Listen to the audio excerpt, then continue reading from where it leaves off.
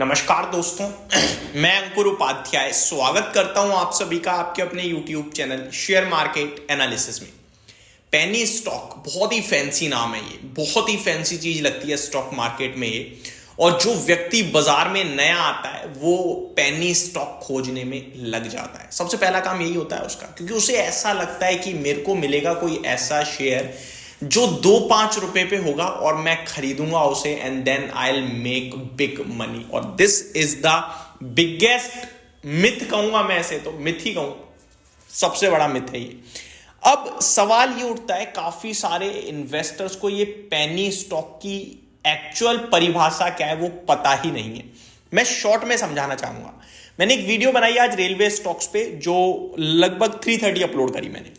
उसमें मैंने एक एग्जांपल दिया कि मेरे को बताइए IRFC बड़ा शेयर है या RVNL बड़ा शेयर है। IRFC 149 पे ट्रेड कर रहा है और RVNL 435 पे।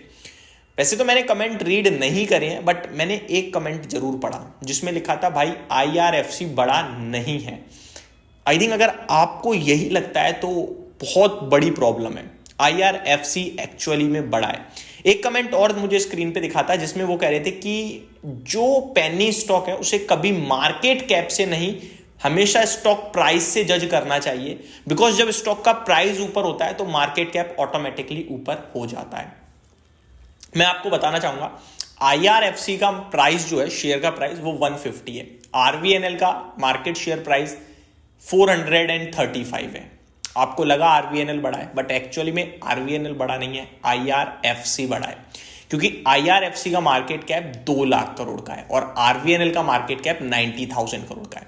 पहली बात कि हमेशा पेनी स्टॉक जज होता है मार्केट कैप से। दूसरा कमेंट जो था कि मार्केट कैप से जज नहीं होता, उसका जवाब मैं दूंगा। आप वोडाफोन आइडिया का शेयर 8 रुपए पे है, तो क्या वो पेनी स्टॉक हो गया? आपके हिसाब से तो हो गया, क्योंकि उसका प्राइस छोटा है। प्राइस के हिसाब से ही तो पेनी स्टॉक आप जज कर रहे हो। एक्चुअली में नहीं। वोडाफोन आइडिया की मार्केट वैल्यू 60,000 करोड़ है। यस बैंक का शेयर 20-22 रुपए का है, क्या वो पेनी स्टॉक हो गया? नहीं। उसकी मार्केट वैल्यू करीब 70-80 हजार करोड़ के करीब की है, वो पेनी स्टॉक नहीं है। पेनी स्टॉक का मतलब होता है एक छोटे मार्केट कैप वाली कंपनी जो अपने मार्केट कैप को मल्टीप्लाई करे, मल्टीफोल्ड करे। प्राइस तो ऑटोमेटिकली होता चला जाए। अभी अगर मैं बात करूं 20 रुपए का यस बैंक 200 रुपए हो जाएगा? नहीं। क्यों? क्योंकि 20 का 200 करने की बात नहीं कर रहे हो आप वो 70,000 करोड़ को 7 लाख करोड़ की बात कर रहे हो करने की। वो पॉसिबल ही नहीं है। पॉसिबल क्यों नहीं है? यस बैंक को उसके लिए बहुत हैविली ग्रो करना पड़ेगा। ये जो मार्केट कैप दिखता है स्क्रीन पे, वो भारत की टॉप बैंकों में आ जाएगी। सोचो आप, बहुत ज्यादा बड़ी प्रॉब्लम है। वहीं किसी कंपनी का मार्केट कैप हो 300 करोड़ का, उसे 3,000 करोड़ करने में कितना समय लगेगा? और यूं चुटकी में 10 गुना हो गया। ये शेयर का प्राइस 10 गुना हो गया। 300 करोड़ का मार्केट कैप, 3,000 करोड़ यूं हो जाएगा। कैसे हो सकता है? अरे आप सेल कर दो यार, थोड़ी सोशल मीडिया पे एडवर्टीजमेंट करवा दो, थोड़ा खुद बल्क बाइंग कर लो, नंबर ऑफ शेयर्स आपके वैसे ही कम है, तो वो तुरंत हो जाएगा। समझ रहे हो? तो मार्केट कैप के हिसाब से हमेशा पेनी स्टॉक जज कीजिएगा, पहली रिक्वेस्ट। दूसरी बड़ी बात, ये पेनी स्टॉक कितने खतरनाक हो सकते हैं अब आपको समझ में आएगा, और ये भी समझ में आएगा कि मार्केट कैप ही क्यों सब कुछ है। अगर किसी कंपनी का मार्केट कैप 200 करोड़ का है या 300 करोड़ का है या 100 करोड़ का है, तो आपको क्या लगता है उस कंपनी को कोई और ऑपरेट नहीं कर सकता? बहुत इजीली ऑपरेट हो जाएगा।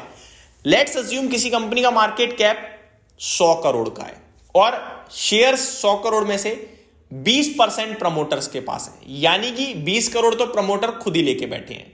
80 करोड़ का फ्री फ्लोट हो रहा है। FIDIs मुश्किल ही होंगे। पब्लिक कैटेगरी पे 80 का 80 करोड़ होगा। एक व्यक्ति या एक व्यक्ति का ग्रुप 80 करोड़ रुपए लेके बैठ जाए, आपको बड़ा अमाउंट लग रहा होगा 80 करोड़, पर स्टॉक मार्केट में नथिंग, उसकी वैल्यू कुछ नहीं है। इनफैक्ट वो 20 करोड़ जो प्रमोटर्स के पास है ना, उसकी भी मिला लो 100 करोड़ की भी वैल्यू बाजार में कुछ नहीं है, राइट?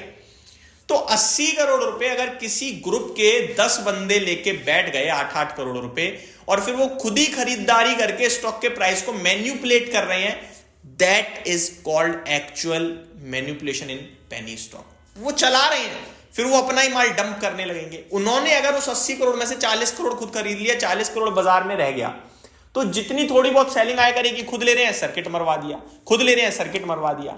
वेल्थ कौन बना रहा है? वो जो ग्रुप लेके बैठा हुआ है, एक ही व्यक्ति का ग्रुप। तो ये मैन्युपुलेशन है। अब उन्हें जब बेचना है तो अपने शेयर्स खुद थोड़ा डंप करते रहेंगे, क्योंकि डेली बेस पे अब कोई ना कोई असली रिटेल इन्वेस्टर आ रहा है कि ये तो भागता ही जा रहा है, भागता ही जा रहा है।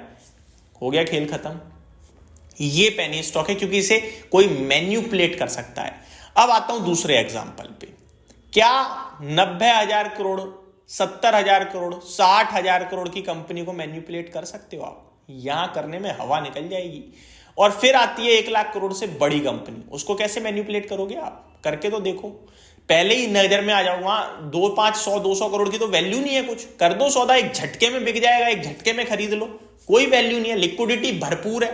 कोई 100 करोड़ का माल थोड़ी है कि अगर कोई 50 करोड़ की बिड मार देगा तो सर्किट, अबे हट, वहां वैल्यू नहीं है। हर सेकंड इतना सौदा हो रहा है। रिलायंस के शेयर में डेली 4,000 करोड़ का सौदा हो रहा है। समझ रहे हो बात को? लाओ तो सही ऑपरेटर, खा जाएगा पूरा ऑपरेटर। कोई जो ऑपरेटर है वो भी अपना खुद का ही है और डेली बेस पे थोड़ा बहुत प्रॉफिट लेके थोड़ा बहुत एग्जिट मारता है। ट्रैप या फिर सर्किट नहीं लगवा सकते हैं बड़ी कंपनीज में, इसीलिए पेनी को पेनी कहा जाता है। पेनी का मतलब ही क्या है? अठन्नी चवन्नी। वो रुपए की बात कर रहे हैं, प्राइस की नहीं। तो स्टॉक का प्राइस मैटर नहीं करता है, मैटर करता है उसकी वैल्यू। उसको कोई मैन्युपुलेट ना कर ले, इतनी बड़ी वैल्यू कम से कम होनी चाहिए। तो अब आप खुद सोचिए, अगर आप पेनी में पैसा लगा रहे हो, एक ऐसी जगह पैसा लगा रहे हो जो अभी बेशक ऊपर जाता दिख रहा है, लेकिन कोई उसे अपने हिसाब से चला रहा है, और जो अपने हिसाब से चला रहा है वो अपना ही फायदा करेगा, आपका नहीं करेगा, हमेशा याद रखना। तो मैं इतना ही कहूंगा, ये पेनी स्टॉक को ढूंढना, चेक करना खत्म करो, अच्छी क्वालिटी में निवेश करो, कंपाउंडिंग की पावर पे भरोसा रखो। पैसा बहुत है बाजार में, एक ही साल में बहुत बड़ा पैसा बनाने आए हो, नहीं बनेगा। होप आपको ये वीडियो पसंद आई होगी, जानकारी अच्छी लगी होगी। वैसे मैं ये वीडियो बनाना नहीं चाहता था, क्योंकि बहुत कम लोग देखते हैं इस तरीके की वीडियोस, बट मैंने कहा ठीक है, आज वीकेंड है, आराम से बनानी चाहिए। होप आपको जानकारी अच्छी लगी होगी। Thank you so much for watching this video. Have a great day guys.